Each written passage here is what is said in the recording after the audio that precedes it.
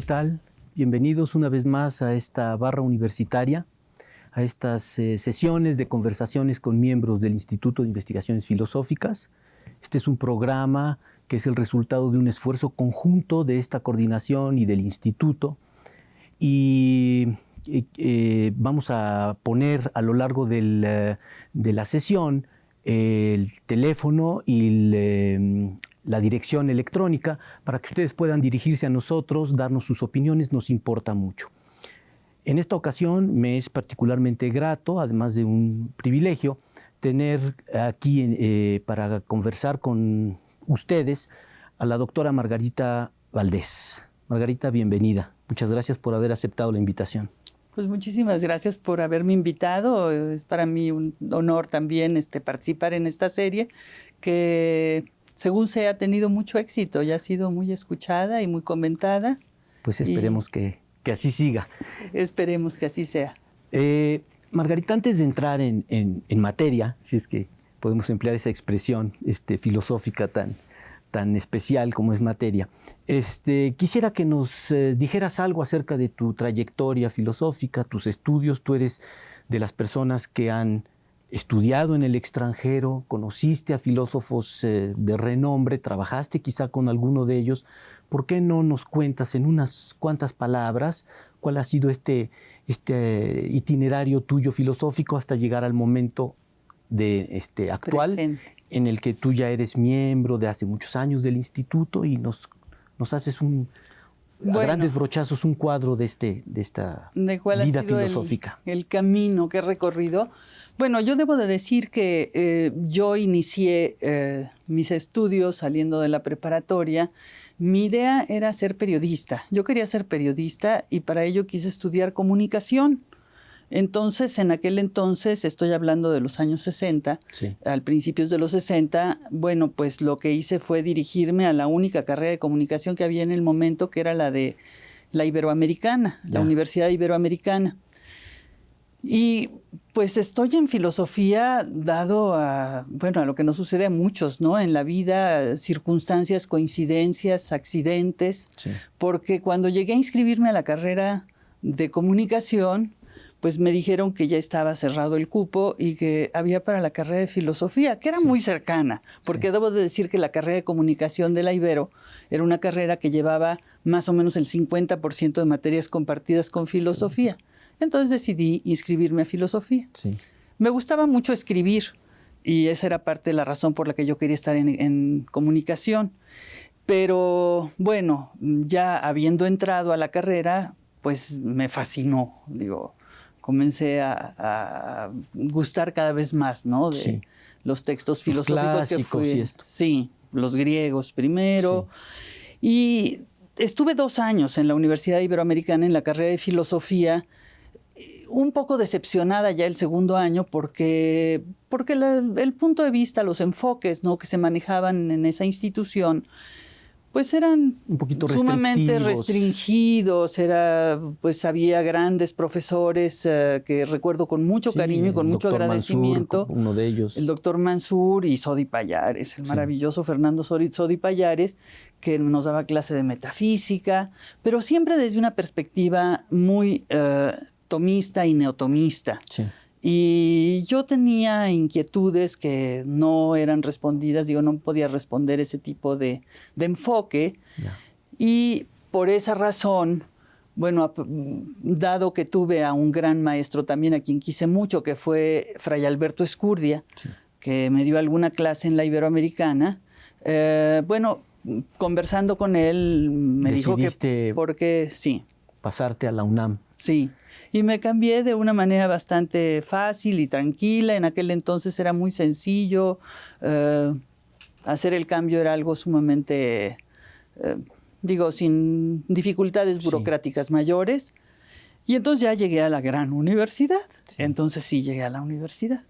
Y ahí, desde el principio tuve la suerte todavía de poder llevar algunos cursos con el doctor Gauss. Sí. Llevé 2 cursos con él, que fueron experiencias inolvidables para mí, fueron los últimos cursos que dio él en la Facultad de Filosofía y Letras. Así. Y después también, bueno, pues estaban los que en aquel entonces eran profesores jóvenes de la facultad, que eran Ricardo Guerra y Luis Alejandro Villoro. Rossi, en fin. Un poco más tarde llegué a las clases de Alejandro Rossi, sí. Después de 2 años de estar en la facultad, tuve la oportunidad de llevar un seminario, que fue el primer seminario en donde en la Universidad Nacional, y yo creo que en todo México, se habló sobre Wittgenstein. Y de filosofía analítica. Sobre eso vamos a abordar un poco posteriormente. Sí. Pero bueno, tú terminaste, te recibiste y te fuiste luego a hacer un posgrado. Yo terminé la carrera, siempre había alguna huelga y pasaban cosas en la universidad que eran impredecibles. Y bueno, yo terminé en el año de 66, yo fui admitida para hacer una maestría en una universidad americana que está en Massachusetts, que es muy prestigiosa y muy exclusiva, que se llama Smith College. Y ahí en Smith College estaban 2 grandes filósofos que habían ya visitado México, invitados por Alejandro Rossi precisamente. ¿Durante el Congreso Internacional? No, esto fue independiente. En el instituto se hacían, ya en eventos el instituto era entonces el Centro de Investigaciones Filosóficas, se hacían algunas invitaciones a filósofos muy connotados. Y bueno, Alejandro Rossi, que estaba tan interesado en aquel momento por la difusión y el conocimiento mayor de la filosofía analítica, hizo algunas invitaciones que son memorables. Por ejemplo, invitó a Herbert Feigl en alguna ocasión y invitó a Morris Lazarovitz y a Alice Ambrose. Sí. Ambrose, era un matrimonio. Era un matrimonio, ella había sido discípula de Wittgenstein, y él muy cercano a Moore, y un gran admirador también de Wittgenstein, aunque creo que él no fue directamente discípulo de él. Quizá no discípulo, pero uno de los grandes continuadores de la obra en una dirección particular. Un hombre, por ejemplo, que trató de conciliar las técnicas freudianas de análisis con las técnicas wittgensteinianas de estudio del lenguaje y el significado y demás. Entonces era muy original y de hecho lo sigue siendo. Es de los pocos que han trabajado en esa dirección. Entonces tú trabajaste con él en Smith College. Yo hice algunos cursos con él y con ella también, pero en ese momento, comencé yo a tener otro tipo también de intereses. Es que cuando yo llegué a Estados Unidos, pues lo que a mí me había interesado en México, la orientación que me había satisfecho y que me había atraído. Sí, me había hecho sentir que tenía algún sentido seguir en ese camino, pues fue el descubrimiento de la filosofía analítica. Sí. Y bueno, cuando llegué a Estados Unidos era una oferta muy grande, ¿no? La que había. Y bueno, un tema que siempre me había intrigado mucho y que siempre había yo querido trabajar, el tema del mundo externo, el tema de la percepción y la manera como la percepción nos permite llegar al mundo externo. Sí. Y entonces, bueno, en el segundo año, sobre todo de mi estancia en Estados Unidos, decidí escribir una tesis sobre sensaciones y percepción. Y fue una tesis también, muy analítica, pero no fue bajo la dirección de Ambrose y Lazarovitz, porque ellos estaban también ya en un momento en que eran grandes profesores y tenían un interés muy especial en tomar a estudiantes que trabajaran los temas que ellos estaban haciendo, y en eso no coincidimos, ¿no? Lo que yo quería hacer, que era percepción, lo trabajé con profesores de la Universidad de Massachusetts y de la Universidad de Smith College, y bueno, fue una época de mucha formación, de descubrimiento de temas y de cosas, de autores. Y de asegurarme, que era lo que yo quería, que estaba en donde yo quería. Digamos, más o menos por ahí en 1972, o quizá un poquito antes, tú quizá regresaste a México. Yo digo 72 porque fue cuando yo te conocí. En 73, quiero decirlo al público, fuiste mi maestra en teoría, en la clase de teoría del conocimiento. Entonces aprendimos muchas cosas, y aquí justamente tú has mencionado la filosofía analítica.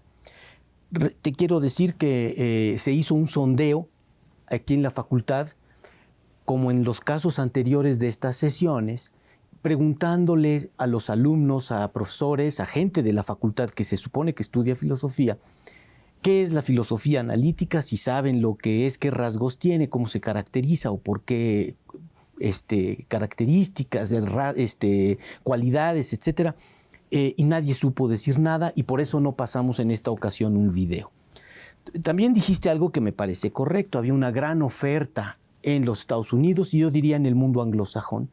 De modo que la filosofía analítica vino a abarcar muchísimas cosas, al grado de que ha sido un problema determinar lo que es la filosofía analítica, aunque puede haber algunos acuerdos. ¿Tú cómo entiendes la filosofía? ¿Cómo le explicarías a la gente lo que es la filosofía analítica? ¿Cómo la entiendes tú?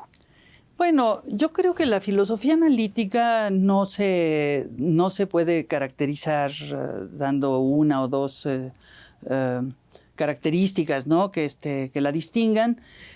Pero es un estilo de hacer filosofía, que nace pues sobre todo en el mundo anglosajón, aunque también se puede decir que el positivismo lógico que había florecido en Austria a finales del siglo XIX y principios del XX es también un antecedente muy importante. Y que se alimenta, aparte de esta corriente positivista importantísima, que trabajó muchísimo temas sobre todo de filosofía de la ciencia, se alimenta también de un desarrollo que hubo a principios del siglo XX en el campo de la lógica, un desarrollo fantástico, sí, ¿no? Claro. Realmente podríamos decir que la lógica moderna nace en ese momento con personajes de la talla, bueno, de Frege, de Russell, de Whitehead, ¿no? Y de otros, Sí. Y Wittgenstein, desde luego un poco posterior. Y por otro lado... Pero ese estilo del cual hablas, ¿cómo lo describirías? ¿Qué tiene de peculiar? Allá voy. Por otro lado, hay también un gran disgusto, yo diría, por un tipo de filosofía que se hacía en las grandes universidades europeas, sobre todo, y en algunas norteamericanas, y seguramente aquí también, que era sumamente grandilocuente y pomposa y utilizaba expresiones un poco oscuras y rimbombantes, y realmente pues no había manera de controlarla. Cada quien podía decir casi lo que quisiera, ¿no? Y bueno, con tal de que sonara como grandioso y solemne, pasaba por filosofía. Y comienza entonces este grupo, ¿no? Muy plural de personas muy diferentes, interesadas en distintas cosas, a coincidir en algo, en que la claridad y la precisión en la expresión y el rigor en los argumentos que se ofrecían tenía que ser el único medio aceptable de entregar resultados filosóficos. Entonces, bueno, desde luego simplificando muchísimo, podríamos decir que lo que distingue a la filosofía analítica, bueno, es un compromiso con el rigor, es un compromiso con la claridad, y es también una forma mucho más novedosa de enfrentar los problemas que plantea la filosofía en general, utilizando los medios que la lógica nos ofrece, ¿no? El instrumental formal que la lógica proporciona y que permite deshacerse de muchos pseudoproblemas. Claro, y que nos permite expresar con mayor claridad los problemas y poder de alguna manera valorar y equiparar o calibrar, ¿no? De una mejor manera las respuestas que se ofrecen. Entonces, bueno, la palabra de analítico procede del término análisis, ¿no? Claro. La primera cosa que se planteó en la filosofía analítica en el siglo XX, pues fue esta idea de que teníamos que ser capaces de analizar las oraciones mediante las cuales expresábamos, ¿no?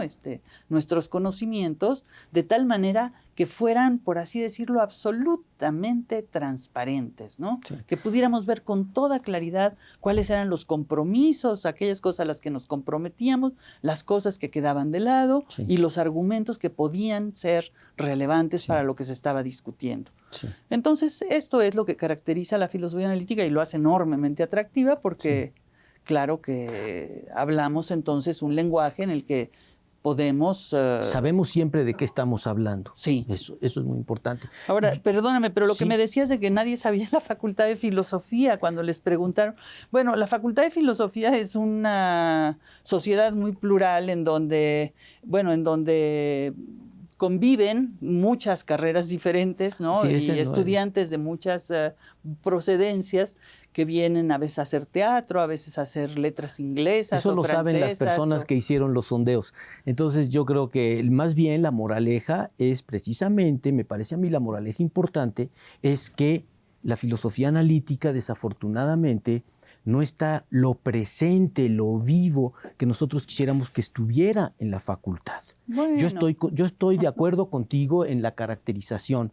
Añadiría simplemente un rasgo, que no sé si tú lo compartes esto o no. A mí me parece que lo que es fundamental en la filosofía analítica, porque los fenomenólogos y los existencialistas y los tomistas y los marxistas dirán que ellos son muy rigurosos y son muy claros, aunque uno no los entienda, pero lo que es fundamental es la prioridad que se le concede a la filosofía del lenguaje y cómo, digamos, la propuesta es la de ver los problemas filosóficos que hemos venido heredando desde los griegos, se pueden estudiar mejor desde la perspectiva del lenguaje como problemas que tienen que ver con los significados, las aplicaciones de los términos, los diversos usos que se hacen, las clases de afirmaciones que hacemos. Y eso sería determinante de la filosofía analítica. ¿Tú estarías de acuerdo con eso? Bueno, claro. Cuando digo que lo que motiva y lo que unifica a todas estas personas que en el esfuerzo de hacer una filosofía más comprensible es expresarse con rigor, con claridad, hacer uso de la lógica, etcétera. Desde luego que está implícito en esto algo de lo que tú estás diciendo. Sí. La preocupación en estudiar el lenguaje y en poderse aclarar cosas que parecen muy sencillas y que parece que todos sabemos muy bien lo que es cuando nos preguntamos por el significado de un enunciado o la referencia de un nombre. Parece que todos sabemos contestar, pero a la hora que tratamos de elaborar una explicación un poco más sofisticada, nos damos cuenta de la cantidad de complicaciones a lo que eso conduce. Está bien, eso ya sería una discusión dentro del marco de la filosofía analítica, pero me parece que la idea sería más o menos la siguiente, es decir, desde la antigüedad nos preguntamos por cosas como qué es la materia, qué es el pensamiento, cómo es Dios, cosas por el estilo. Y estas parecen preguntas sustanciales. Preguntamos acerca de una entidad que es Dios. Preguntamos por la pregunta un proceso. por Dios es de la teología más bien. Bueno, ok, pero digamos, hay muchos filósofos que se han ocupado de eso, en fin. Pero vienen los filósofos analíticos y dicen, mira, en lugar de que estés preguntando por cosas que son intangibles, ¿por qué no nos fijamos en las aplicaciones de las palabras? ¿Quieres saber lo que es el pensamiento? Ve cómo aplicas el verbo pensar, ve en qué circunstancias, ve qué reacciones generas, ve para qué te sirve. Y entonces tú te vas a aclarar lo que es el pensamiento y vamos a tener una plataforma sólida que es el lenguaje natural en el cual todos somos expertos. Sí, somos propietarios y todos decidimos. Y esa sería la ventaja que tendría la filosofía analítica, que en lugar de estar especulando, ¿no?, interpretando, haciendo experimentos internos de análisis para ver qué encontramos dentro de nosotros mismos, pues hacemos un análisis que es de carácter lingüístico y en el que todo el mundo puede participar y dar su opinión si nos desviamos de las descripciones correctas, ¿no? Es un intento de explorar los conceptos a través de sus expresiones, ¿no? Yo creo que eso es fundamental. A través de los usos de las palabras. Y esto, bueno, otra cosa que quería yo también decirte con respecto a la falta de popularidad que parece que a ti te preocupa. A mí no me preocupa porque me parece que la filosofía es realmente una disciplina sumamente sofisticada y rara y difícil y que requiere de mucha especialización y mucho profesionalismo La filosofía ha dejado de ser una expresión cultural para el mundo, culto en general, y se ha convertido en un quehacer técnico, de especialistas, de gente que estoy de acuerdo con eso. Maneja la bibliografía relevante, que conoce los argumentos que se han ofrecido en un sentido o en otro.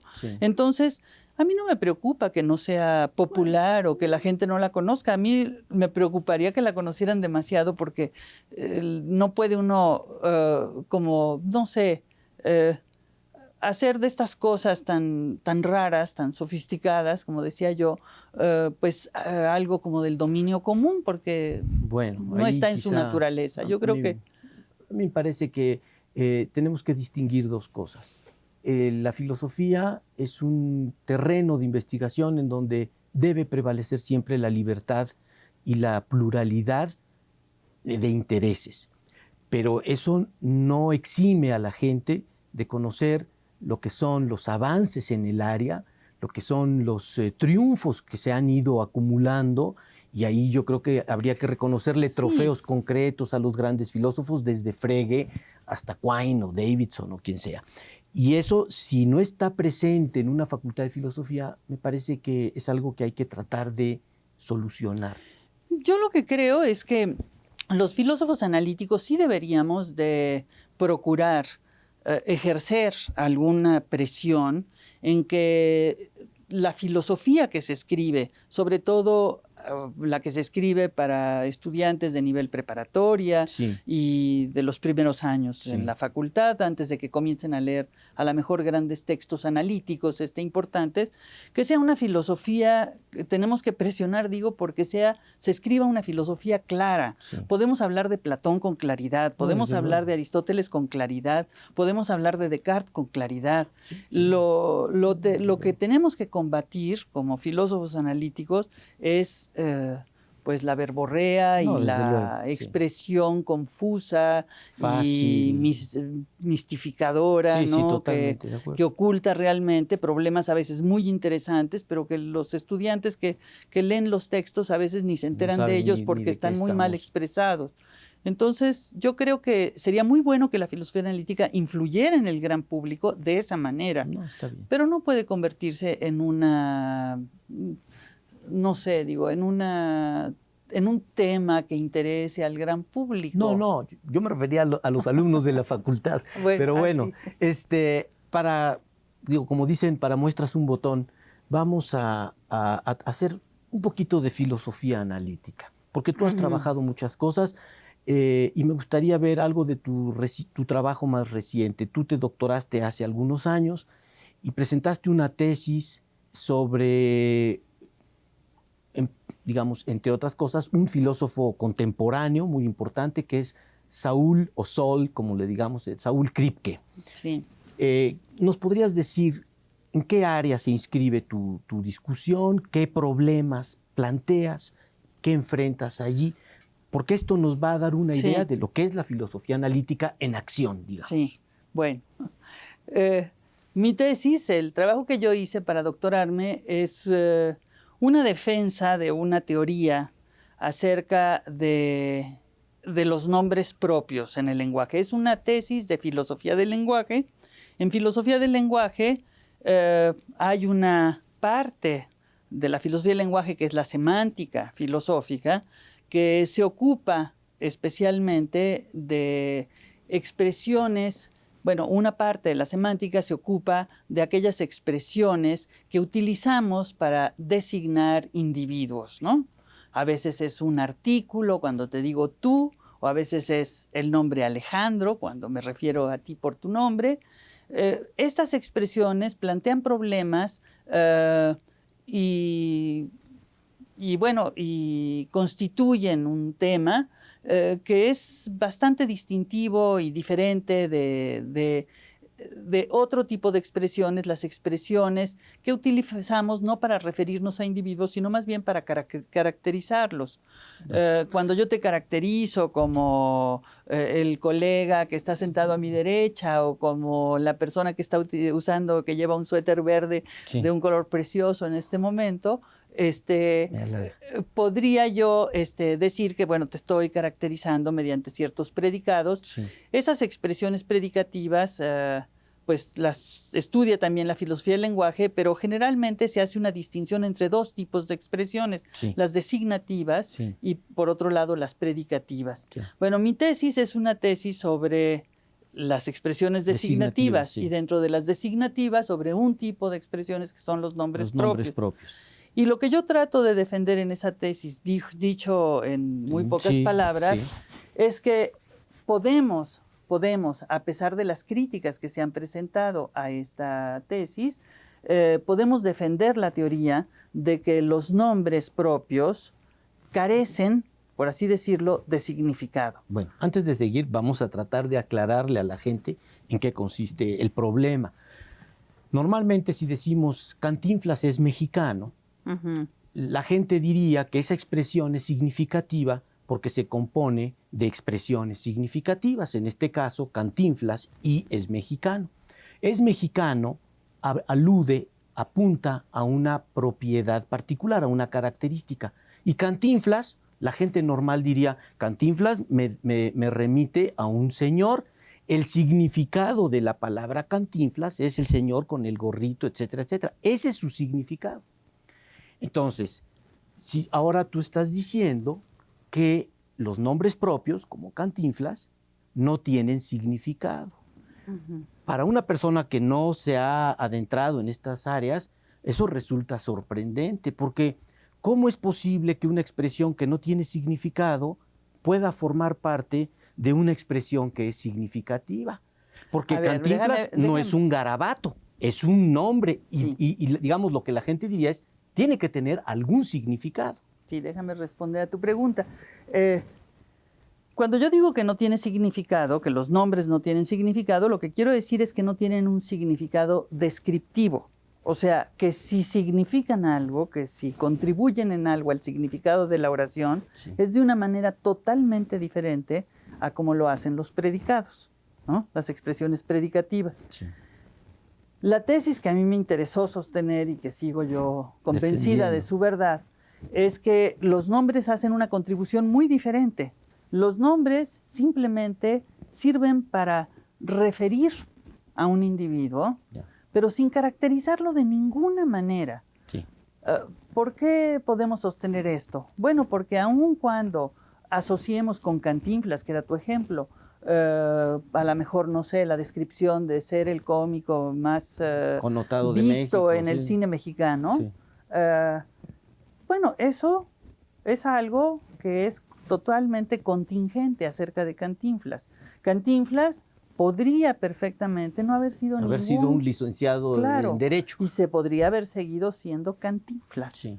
Entonces, lo único que nos sirve para designar a ese individuo en su singularidad, en su especificidad total, es el nombre. Ya. Ningún predicado, bueno, habría predicados esenciales, pero no me voy a meter en ese problema. Bien. Pero lo que quiero simplemente explicar es que no hay razones, no hay buenos argumentos para sostener que los nombres son, por así decirlo, como paquetes de predicados, bueno, ¿no? Está bien. Eso como yo creo tampoco hay buenas razones para decir que los nombres deben de significar de la misma manera como significan los predicados. Bueno, está bien. Vamos a retomar la plática porque aquí hay un par de cosas que me gustaría plantearte, pero tenemos que hacer una breve pausa y regresamos. Me parece muy bien. Entonces...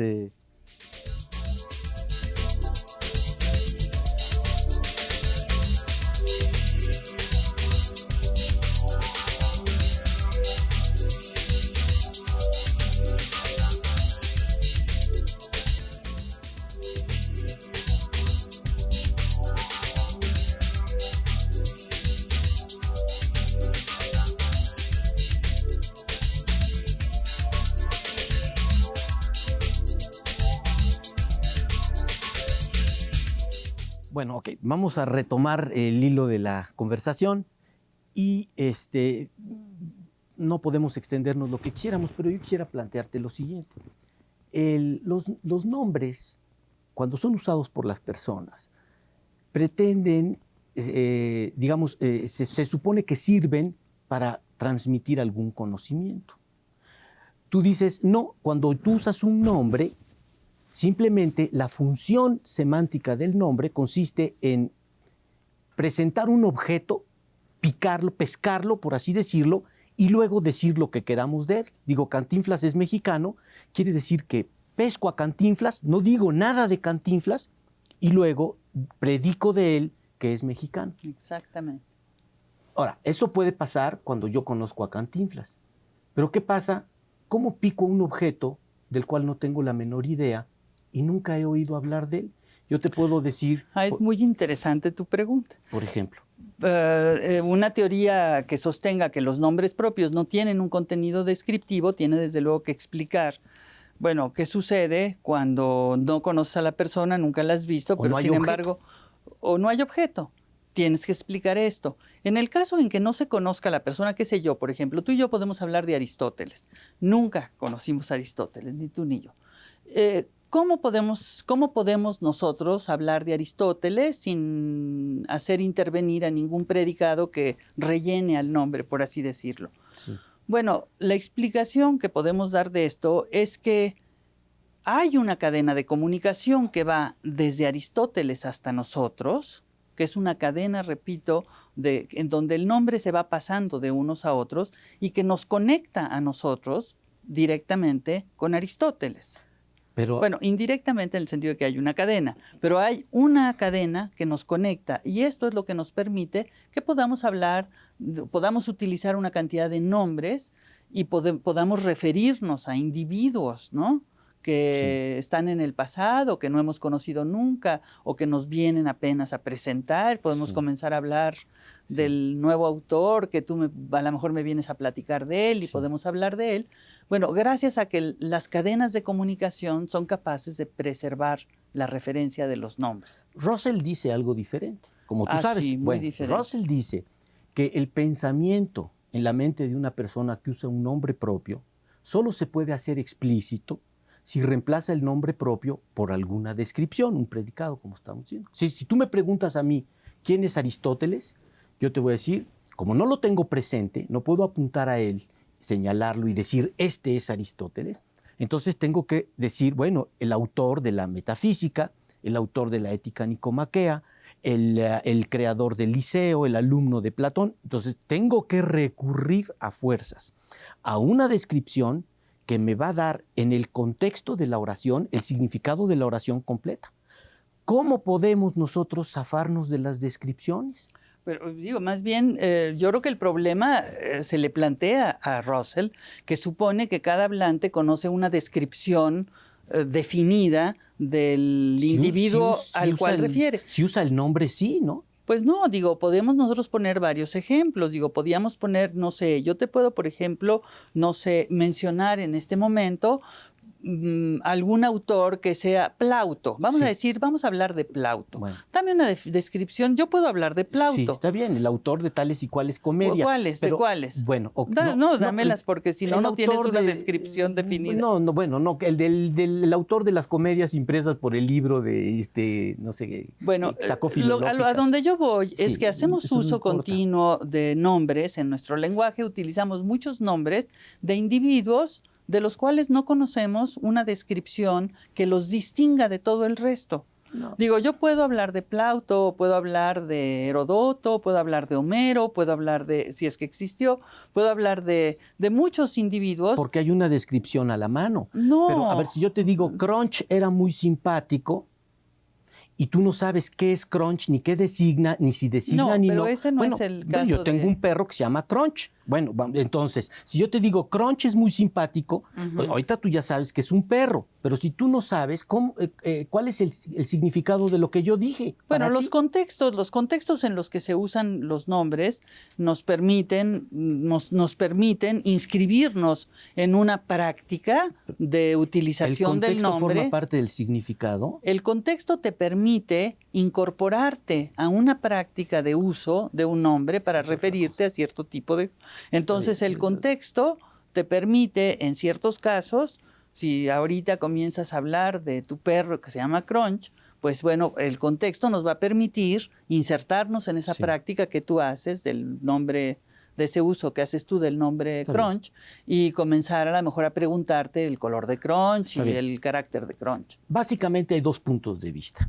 El que tú representas, el que tú defiendes, de acuerdo con el cual los nombres propios no son, no contienen, no aluden a descripciones, y hay, como yo, que defiendo la teoría descriptivista de los nombres, que dice que el significado de un nombre, su contribución al significado completo de la oración, solo se puede hacer vía una descripción. Porque me parece que la función del lenguaje es la de transmitir conocimiento, y que de alguna manera tiene que haber un conocimiento involucrado en esto. ¿Pero por qué transmitir conocimiento? No, el lenguaje sirve para muchísimos fines, sí, pero no para transmitir conocimiento nada más. Bueno, pero estamos en el contexto de la referencia, exactamente, en ese sentido, información, en un sentido muy amplio. Entonces, ¿cómo podría cumplir el lenguaje con esa función si no hubiera contenidos? Bueno, te respondo, esto es posible, digo, en filosofía, y es parte también de lo interesante en filosofía analítica, que ves cómo está conectado todo con todo, todos los tipos de problemas están interconectados. Yo creo que los problemas en el campo de la filosofía del lenguaje están muy conectados con los problemas en el campo de la metafísica. Si tú, con Aristóteles, por ejemplo, admites que hay individuos que existen, entidades individualizadas, ¿no?, en la realidad, y que podemos conocer las sustancias a las que podemos conocer directamente, no a través de sus propiedades nada más. Digo, las propiedades sirven para que nos acerquemos a ellas y las distingamos de otras, pero una vez que las tenemos identificadas, podemos referirnos directamente a las sustancias. Entonces, si tú admites este tipo de tesis, no hay un gran problema respecto a qué información transmites cuando utilizas un nombre. Bueno, cuando utilizas un nombre, lo que usas es una etiqueta que te sirve para identificar a una determinada sustancia individual. Eso suena ya muy rimbombante, pero así es. Simplemente, digamos, la respuesta obvia es que la identificación, cuando no se puede hacer de manera directa, se tiene que hacer a través de las propiedades, porque si no, ¿cómo? Entonces, ¿no? En el caso de Napoleón, pues no lo tenemos enfrente, pero podemos hablar de él. ¿Por qué? Porque sabemos que fue el hombre que hizo tal y cual cosa, o que no hizo tal o cual otra cosa. Pero fíjate que afortunadamente muchas personas pueden hablar de Napoleón sin conocer gran cosa acerca de él, ¿no? Está bien. Saber que es un emperador francés, pero bueno, eso no lo distingue porque hubo varios. Bueno, está bien. Margarita, tú has incursionado en distintas áreas de la filosofía. Esta es una. Hemos tratado de ilustrarle al público lo que es la discusión en filosofía del lenguaje para los filósofos analíticos, tratando de argumentar en un sentido y en otro, pero hay otros temas y tenemos tiempo limitado. Y tú has trabajado en otras cosas. Vamos a mandar a un sondeo para que veas tú lo que piensa la gente acerca de estas otras áreas en las cuales tú has investigado, y luego regresamos sobre eso. ¿Te parece? Me parece muy bien. Bueno.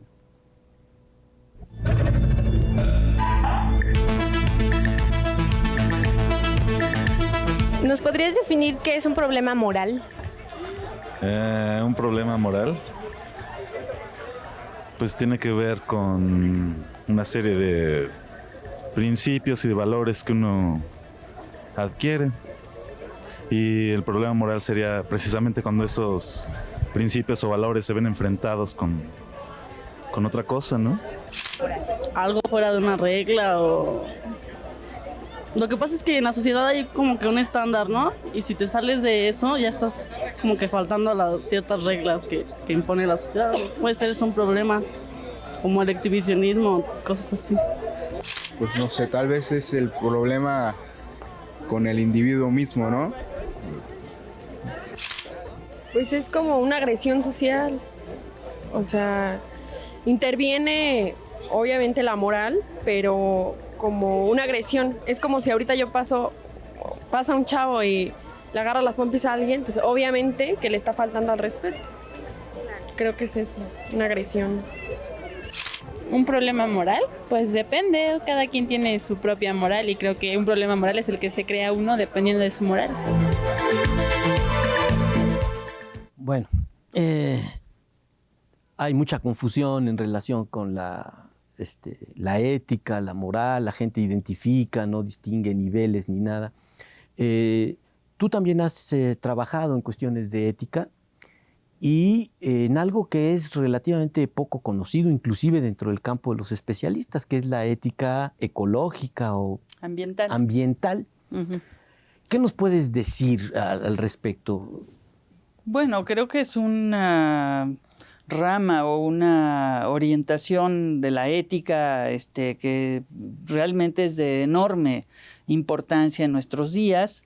Es la reflexión, es simplemente una reflexión sobre la manera como hemos de comportarnos con respecto al mundo natural, sí.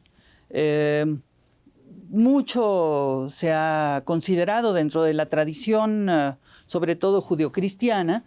Bueno, se ha considerado que la naturaleza está para que el hombre se sirva de ella, para que la use, para que la explote, Y este tipo de manera de concebir a la naturaleza ha dado lugar, bueno, a una destrucción del mundo natural abuso. Y a un deterioro del medio ambiente que ha puesto a reflexionar a muchísimas personas en todas las ramas del conocimiento, y la filosofía no se ha salvado de ella. A la filosofía le plantea a la ética en específico, bueno, el problema de qué valores podemos nosotros atribuir razonablemente a la naturaleza, o si tiene valor, o si su valor es simplemente derivado, si es un valor instrumental, sí, o un valor que tenga por sí misma, ¿no? ¿Tú qué le dirías a alguien que te dijera, bueno, hay bosques, hay ríos, hay montañas, todo eso, nosotros somos los habitantes de este planeta, los que dominamos el planeta, tenemos derecho a usar eso? Voy a hacer una extensión, una aplicación de la tesis de Trasímaco a este otro contexto, ¿no? El poder me da la razón. Para eso son los pescados, para que los humanos los comercien, los negocios se los coman. Para eso son los animales, para tenerlos ahí de mascotas o mandarlos a la carnicería, según el caso, porque los humanos necesitan comer. El que fija las necesidades no es el ser humano. ¿Tú qué le responderías a alguien que dijera eso? Bueno, yo creo que efectivamente, bueno, necesitamos de muchas cosas del mundo natural para la subsistencia. Sí. De hecho, la especie humana ha vivido en el planeta por millones de años y ha podido convivir con otras especies y ha podido adaptarse a los sistemas, a los ecosistemas en los cuales ha estado inserto. Y esto utilizando cosas en su beneficio y también dando cosas en beneficio del ecosistema al que pertenece. Pero hemos llegado en el siglo XX a un momento, en el XXI ahora, a un momento en el que pues hemos visto que el hombre ya no es esa especie que se inserta en un ecosistema de una manera benévola, vamos a decir, de una manera cooperativa, sino más bien de una manera destructiva y explotadora, que lo que ha logrado pues es el deterioro, la destrucción y el desequilibrio ambiental en muchos ecosistemas, y esto es lo que precisamente plantea un problema a los filósofos de qué hemos de hacer frente a esto, qué hemos de Pero ¿no pensar? te parece, por ejemplo, podría pensarse que así siempre ha sido el hombre y que la única diferencia que hay ahora es la cantidad y la efectividad de sus recursos? Bueno, pero la cantidad es muy importante que la tengamos en cuenta. Sí, y lo limitado de los recursos también es muy importante. Esto es, pero eso no cambia la calidad de nuestra relación con la naturaleza. No, sí lo cambia, porque si la ética es una reflexión razonable sobre cómo hemos de comportarnos, tenemos que tener en cuenta cuáles son los riesgos que estamos corriendo, cuáles son los riesgos que corre nuestra especie, otras especies. Está bien, pero entonces y ecosistemas muy complicados que han tardado millones de años en formarse. Está bien, pero entonces la ética ambiental es un asunto puramente pragmático de cómo manejar la naturaleza, de modo que no se deteriore al grado de que no podamos aprovecharla. No, es una reflexión que, dado el deterioro, dado el desastre al que hemos llegado en términos de destrucción ambiental, bueno, se nos plantea el problema de que tenemos que cambiar nuestras formas de pensar sobre la naturaleza, que la manera como hemos venido concibiendo a la naturaleza, conceptualizando, ¿no?, lo que es el medio ambiente, es una manera equivocada que lleva a la destrucción y a la muerte.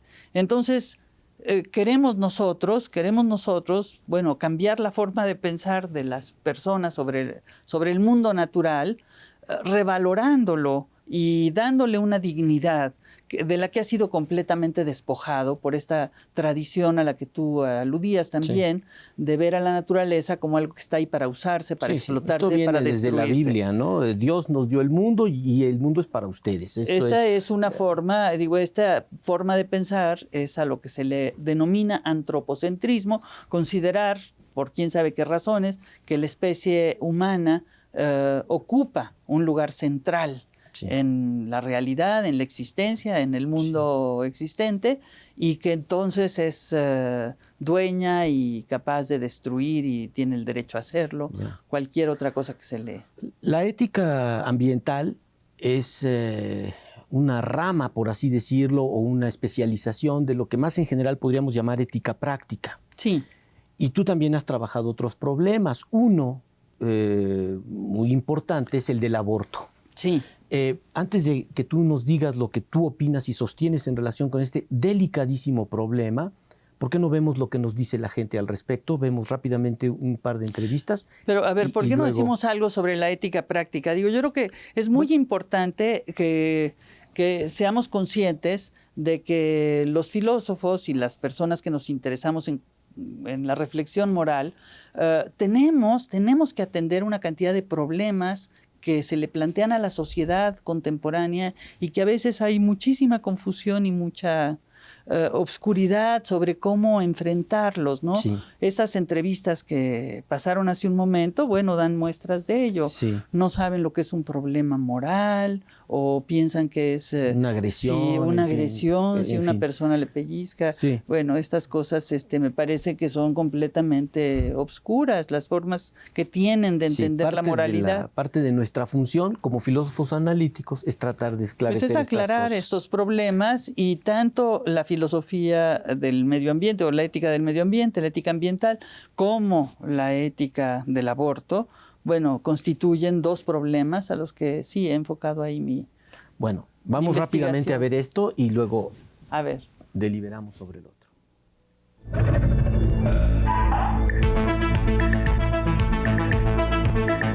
¿Y qué opinas del aborto?